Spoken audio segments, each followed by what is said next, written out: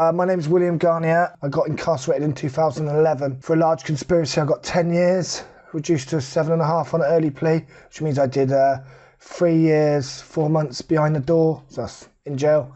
My mother died when I was quite young, and from there I decided to self-medicate with drugs and alcohol for about, probably 20 years.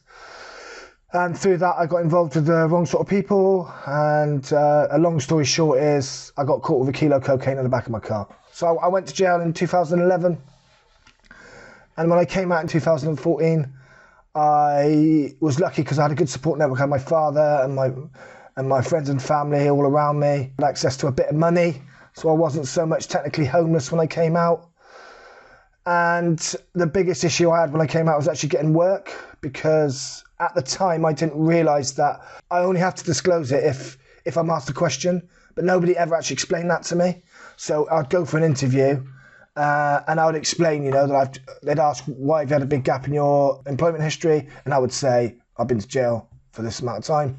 And as soon as you mention that, they don't even really speak to you after that point.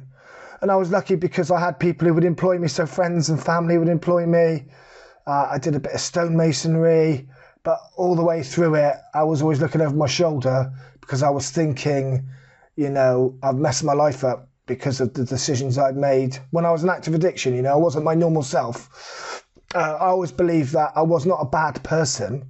I'm just sick, and I'm still sick today, but I'm actively clean and sober. Through my lived experience, I managed to get a voluntary job with a charity called the Ford Trust.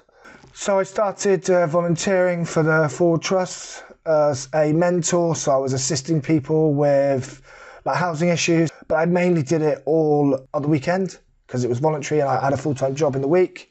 So I was doing this voluntary work, and a job came up as a resettlement and housing officer. I had a full-on interview, like an hours-long interview, which I'd never had before. A month later, they got in contact with me and told me I got the job, and I've been there since October last year. I think there's over 40% of the Ford Trust have a criminal record, and I think that we're probably like the trailblazers in that field of hiring people who have made mistakes in their lives, because we all make mistakes. I make mistakes on a daily basis, but I try my best.